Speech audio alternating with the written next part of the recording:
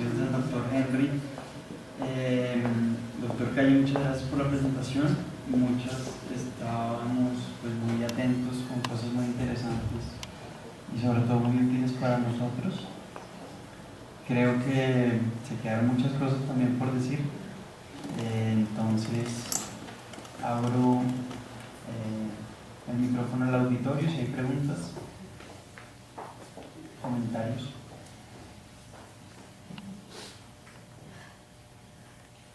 Bueno, si el auditorio no tiene, yo como parte del auditorio también voy a hacer unas preguntas de algo que creo que no mencionaba muy rápido, y es sobre los anticolinesteráticos en las demencias, que pues su uso está un poco controvertido. Hay unos estudios que nos dicen que hay algunos beneficios, pero clínicamente, bueno, muchos clínicos y de muchas especialidades muy reacios a utilizarlos, incluso también desde adentro de la psiquiatría. ¿Usted qué opinión le merece?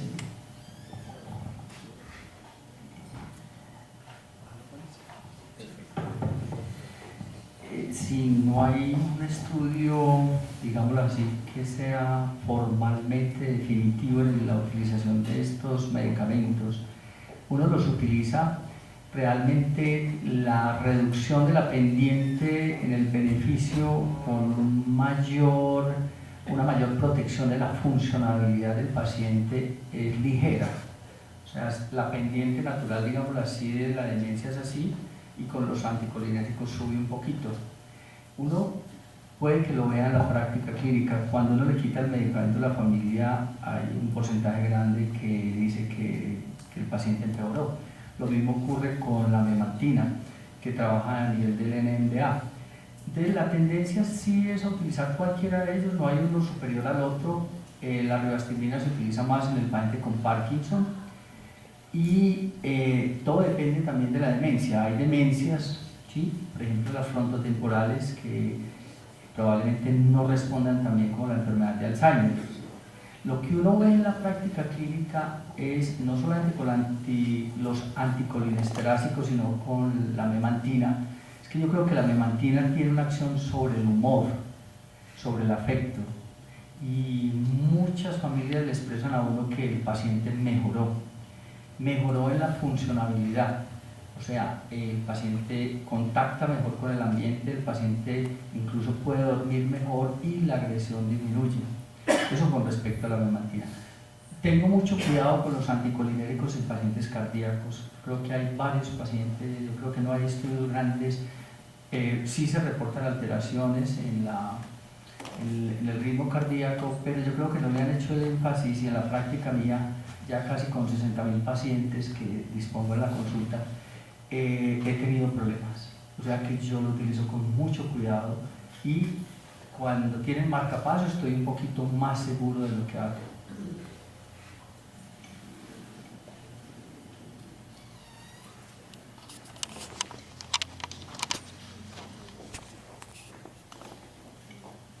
Le damos la palabra a una de nuestras residentes.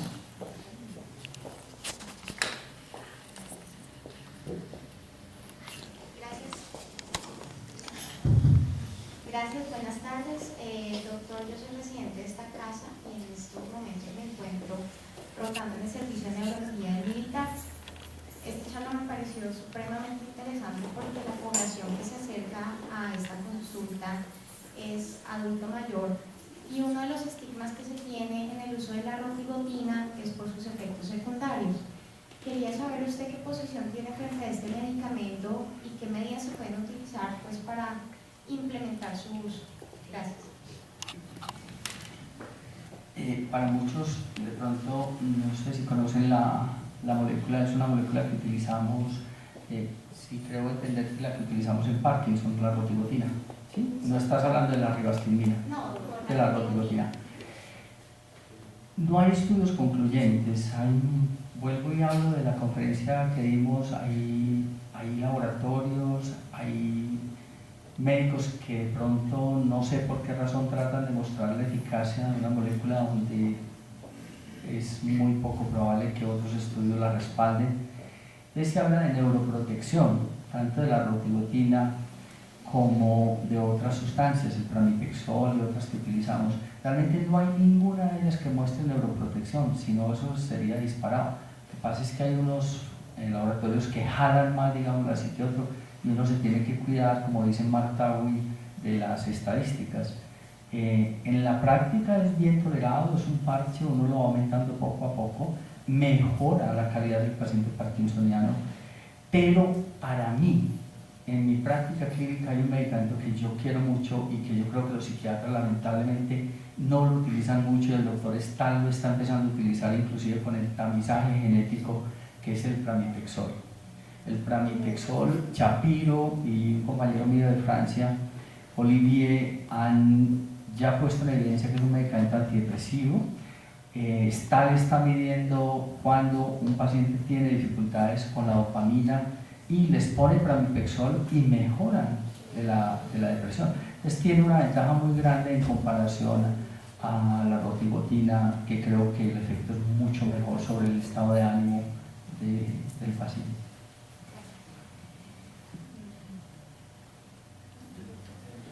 ¿Hay algún medicamento? Con el micrófono, por favor. Muy interesante su conferencia, doctor. ¿Hay algún medicamento que reemplace en Colombia el Adderall para ADHD? Adderall.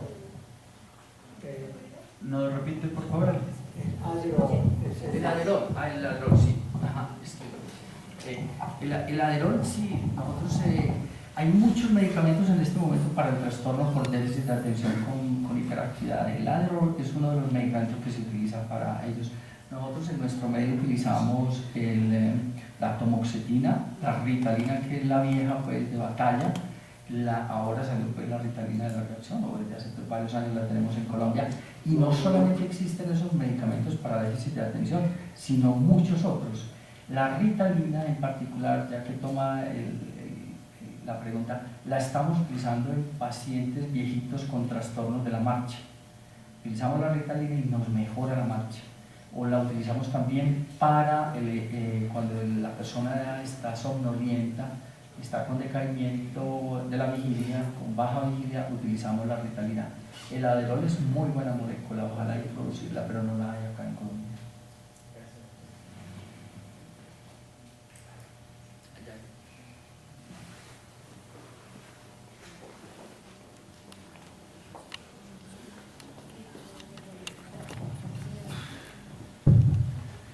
Gracias, doctor, excelente su conferencia. Yo soy Francisco Borges, soy médico general, trabajo en el Hospital Santa Clara, de acá de Bogotá, y me llama mucho la atención precisamente su conferencia porque veo que en términos generales, en este hospital del Estado hacemos una cantidad de cócteles impresionantes, sobre todo en esta parte del adulto mayor. Yo trabajo en la parte de urgencias. Entonces es indiscriminado el uso precisamente de las benzodiazepinas, del haloperidol, de la trazodona, y por lo general digamos que las interconsultas que se ven con el paciente con delirio o con demencia de los otros servicios es básicamente como ayúdame a controlar ese abuelito que está cansón. Entonces me llama profundamente la atención el manejo que le estamos dando precisamente con esta cantidad de cócteles que estamos haciendo, porque fácilmente estamos mezclando la fluoxetina con el metoprolol, con bueno, etcétera, etcétera, etcétera. Mi pregunta iba a la siguiente: si hay algún medicamento que se considere un poco más seguro, digamos en este caso en un hospital del Estado, limitado desde el punto de vista económico para manejar este tipo de pacientes. No sé qué piensa precisamente del haloperidol o en esos pacientes que tienen una polifármaco, una cantidad de fármacos instaurados y que de alguna manera uno como médico general tiene que manejar a un paciente en un momento dado. Esa es mi pregunta: si hay algún medicamento que usted considera un poco más seguro en caso de entrar a estudiar, digamos, esa cantidad de fármacos con los que tienen los pacientes. Gracias. Sí, una de las finalidades de la charlita era desculpabilizar al médico general, al psiquiatra, al neurólogo, porque realmente es muy difícil la práctica médica en nuestro medio.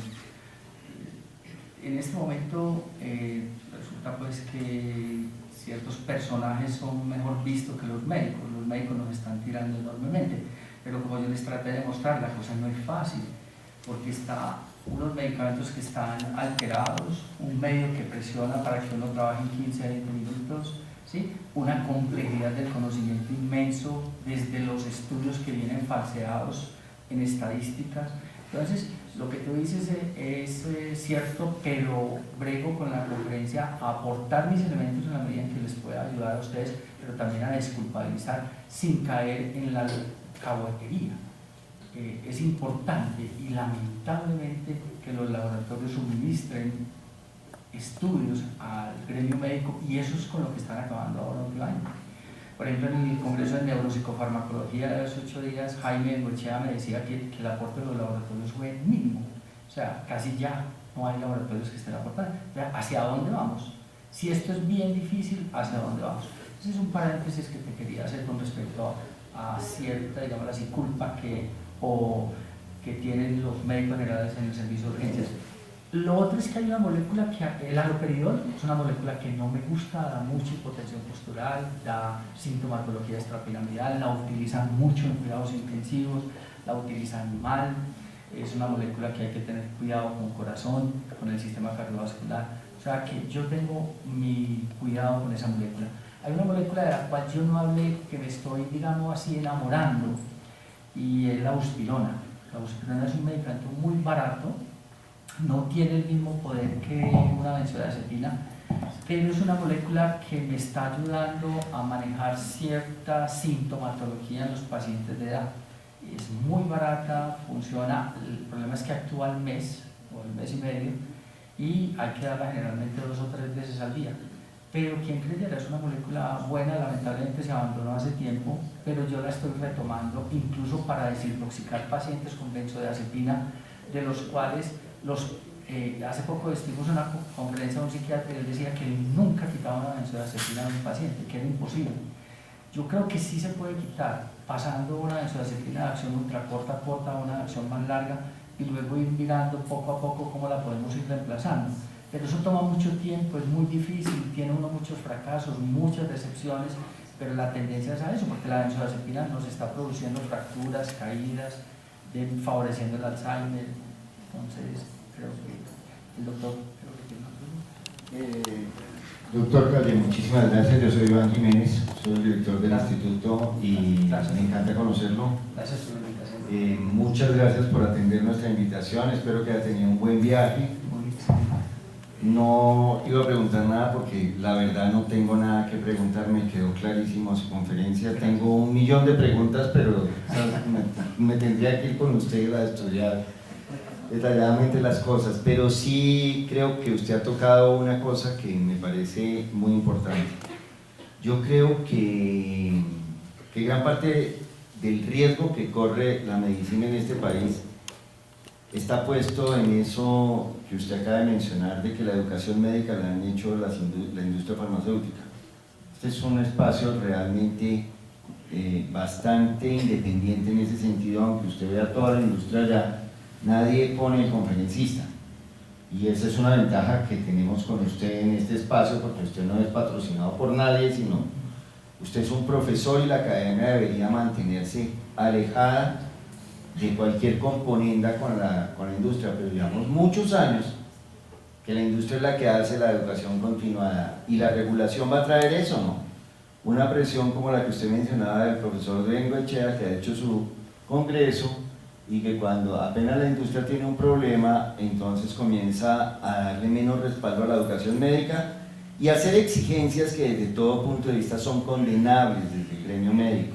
Hacer exigencias como que si yo no tengo un speaker en ese congreso no voy, que si yo no tengo si no hablan del tema que me interesa no voy. Entonces el interés, digamos que en la pobreza es cuando las comadres pelean se sacan los cueros al sol, dice el adagio popular, ¿no?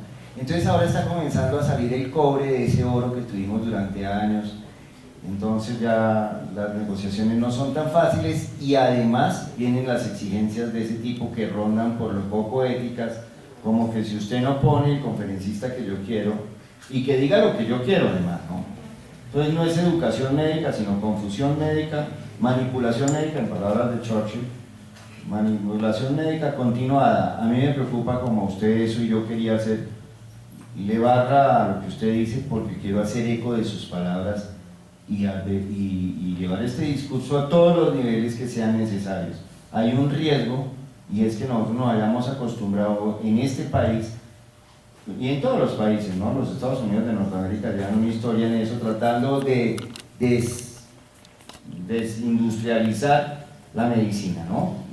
Antes era una cosa de buena familia poner los laboratorios que uno lo financian, ahora es una vergüenza, ¿no? Pero siguen estando por debajo de la mesa las cartas, los estudios manejados, los premios Nobel con estudios falseados, algunas cosas que ha dado la historia de la medicina que son muy tristes porque el conocimiento a veces no viene de donde viene, y entre más se complejiza el asunto, más difícil es de controlar y más difícil es la credibilidad de los pacientes en las medicinas. La verdad, yo creo que medicamentos tipo memantina, con los precios que se han manejado de la memantina en Colombia, pues hacer un estudio, y hay un sesgo ahí que es que, pues imagínense, ni modo de decir uno que el BMW le está fallando la suspensión, pero a veces le falla. Es un tema muy complicado. Yo a veces en la práctica médica mía, yo me enfrento ante una situación grande, y yo prefiero congresos internacionales en los cuales sé que hay speakers de todos los laboratorios y que ellos se miden más en hablar, porque a veces han traído speaker que es completamente parcializado y uno lo alienan mentalmente.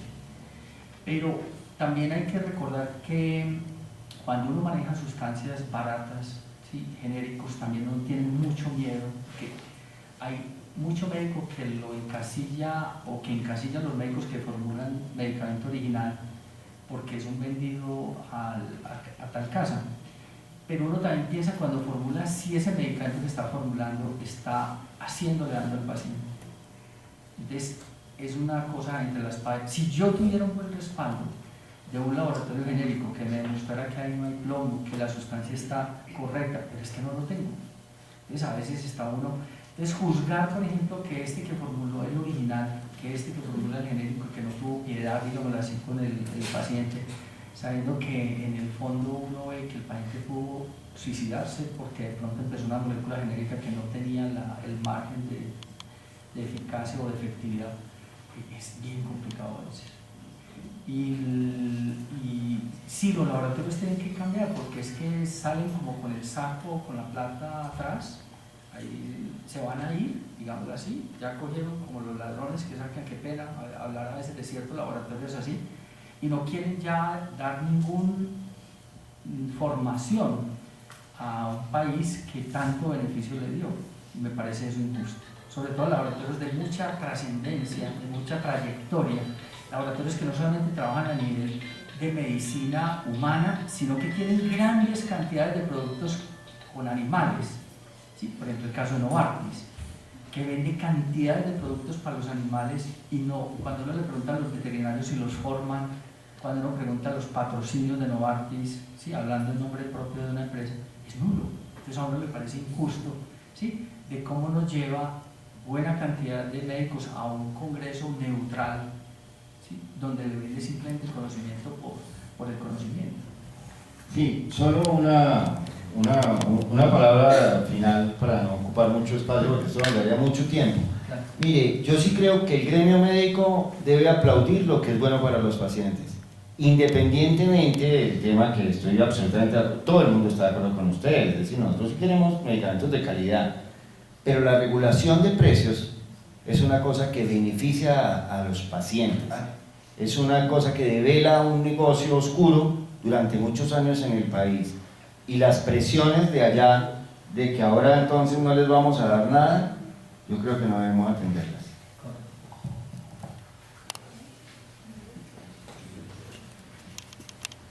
Bueno, doctor Calle, muchas gracias. ¿Había otra pregunta?